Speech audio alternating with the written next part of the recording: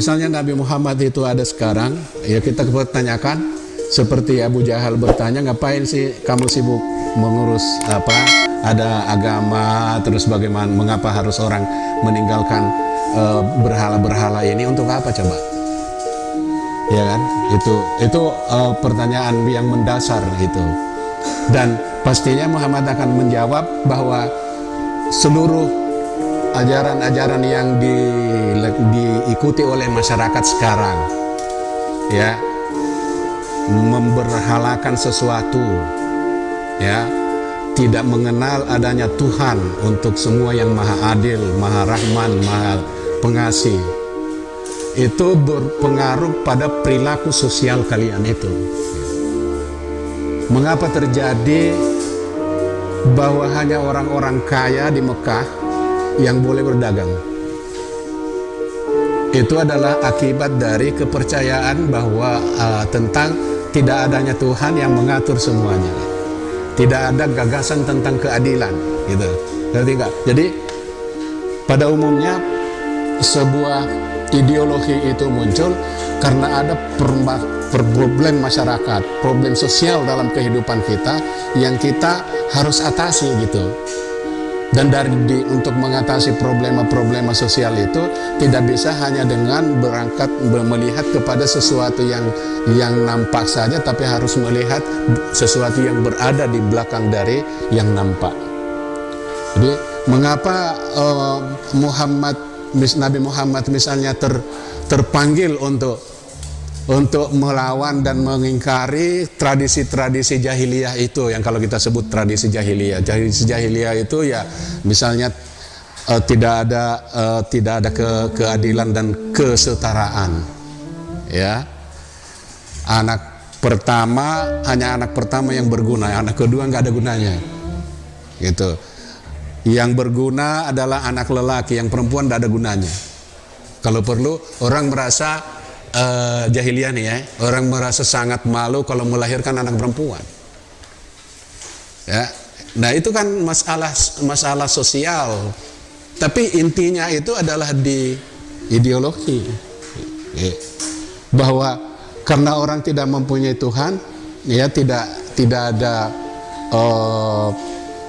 ada kepercayaan bahwa, katakanlah misalnya kalau tidak ada agama, kalau di kita di Nusantara ini kan ada kepercayaan tentang karma, ya.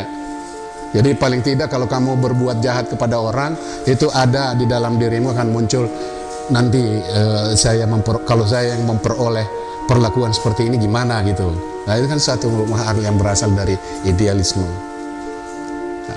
Nah karena maka yang bukan cara Abu Jahal dan kawan-kawannya itu yang harus diperangi, tapi inspirasi yang membentuk perilaku itu yang harus diganti, yang harus ditransformasikan, yang harus itu. Oleh karena itu maka dalam setiap perjuangan, ya namanya perjuangan sufi, ya perjuangan apapun, itu sesungguhnya selalu berangkat dari problematika permasalahan sosial, ketidakadilan, ya, ketidaksejahteraan, ya, diskriminasi yang terjadi. Karena Tuhan itu menciptakan manusia belakangan setelah ada wahyu, kita bisa membaca Tuhan itu menghargai manusia, ya.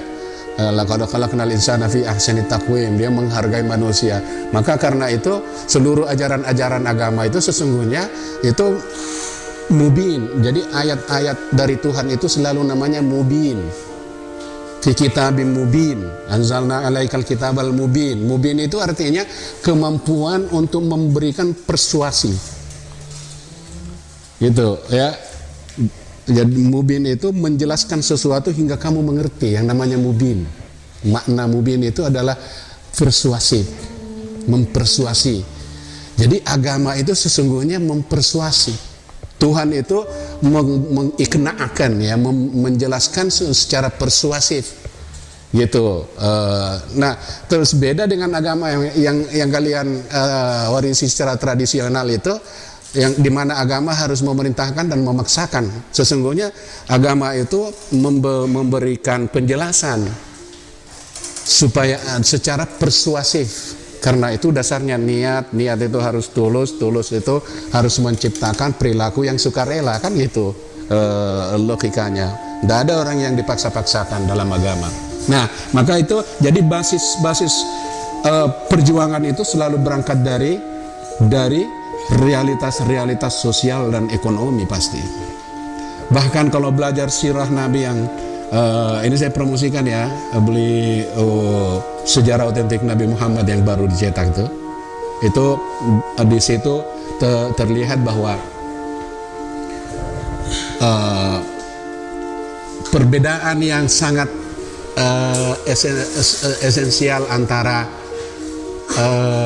perjuangan Nabi Muhammad di Mekah dengan di Madinah itu, bahwa di Mekah itu menanamkan ideologi, di Madinah itu membangun ekonomi, membangun contoh peradaban gitu di Madinah. Jadi sangat menarik tuh bagaimana Nabi Muhammad itu merencanakan perjuangan di Madinah. Jadi jangan, karena kita ini kan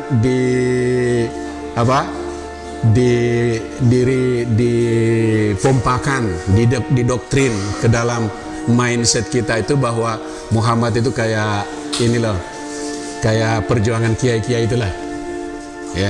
Jadi dia bukan seorang aktivis sosial misalnya, atau yang seorang pejuang yang manusiawi, merancang perjuangannya secara manusiawi. Nah, itu yang di Madinah gitu.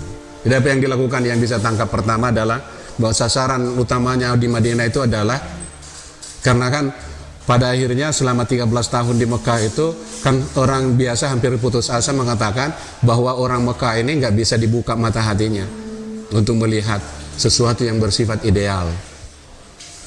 Itu maka di Madinah itu harus membangun sebuah perencanaan yang matang bagaimana membuka mata orang Mekah itu dengan sebuah bangunan struktur umat yang maju dalam ekonomi, tetapi ideal artinya maju dalam ekonomi tapi saling bersahabat, bukan saling menzalimi, saling menganiaya, saling mengapa, itu saling bersaudara kan gitu. Membangun masyarakat yang kuat tapi bersaudara. Aizzatin alal mu'minina azillatin apa itu ya, dia merasa bangga dengan kelompoknya tetapi bisa menjadi ancaman pada yang lain. Itu yang dibangun oleh Muhammad di Madinah. Karena itu maka tidak ada bukti sejarah yang mengatakan bahwa begitu Nabi Muhammad berada di Madinah semua orang Madinah itu Islam, enggak, atau orang harus bergabung ke Madinah harus menjadi Muslim, kan enggak. Dari surat-surat Nabi yang dikirim itu yang penting kalian mengakui eksistensi daripada masyarakat Madinah ini dan memperjuangkan kepentingannya, maka Anda adalah bagian dari umat di Madinah itu. Terserah mau masuk Islam apa tidak ya, masuk Islam sekarang atau nanti, kan gitu. Itu surat-suratnya. Jadi sesuatu yang strategis yang dilakukan oleh Nabi Muhammad di Madinah itu adalah menguasai jalur perdagangan Mekah dan keluar ya. Ke Syam, ke Persia, kemana itu dikuasainya dengan cara apa? Dengan mengambil simpati orang-orang yang para suku yang bermukim di wilayah itu. Itu dibaca ya. Jadi yang dibangun sehingga nanti apa yang dicapai di Perang Badar itu adalah kebangkrutan ekonomi Mekah sesungguhnya. Nah setelah Perang Badar itu kan dikatakan idza jaa nasrullahi wal fathu ra'aitan nasa yadkhuluna fi dinillahi afwaja gitu. Para orang-orang Mekah itu berbondong-bondong ke Madinah bukan karena mereka percaya Islam sebagai agama yang benar dalam seperti yang kita bayangkan, tetapi karena melihat bahwa ekonomi di sana itu jauh lebih tinggi daripada ekonomi di Mekah sekarang. Kehidupan sosial masyarakat di Madinah itu jauh lebih tinggi, lebih beradab, lebih mulia, lebih senang, lebih bahagia di Madinah daripada di Mekah, kan gitu. Dan itu orang yang mencapai ke sana ya. Jadi dia harus berangkat dari basis persoalan-persoalan sosial dan masyarakat. Jadi misalnya kalau kalian menjadi pemimpin politik, ya nanti entah menjadi kepala camat, entah menjadi kepala kelurahan, kepala desa, menjadi bupati, menjadi wali kota, menjadi gubernur, menjadi menteri, menjadi presiden. Yang paling penting harus dilihat itu adalah bagaimana keadilan di tengah masyarakat itu bisa berjalan, ya ada pemerataan kesejahteraan di masyarakat.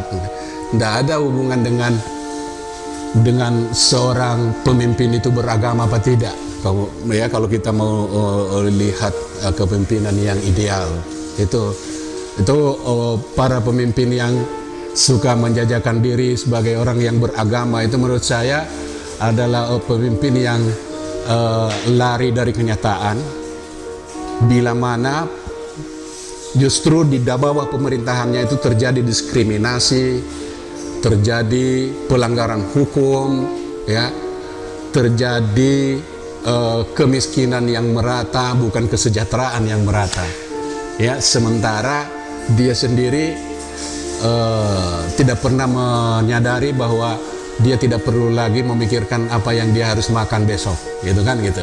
Sementara rakyat yang miskin itu pusing tujuh keliling bagaimana cara menyiapkan untuk sesuatu yang dimakan di hari esoknya.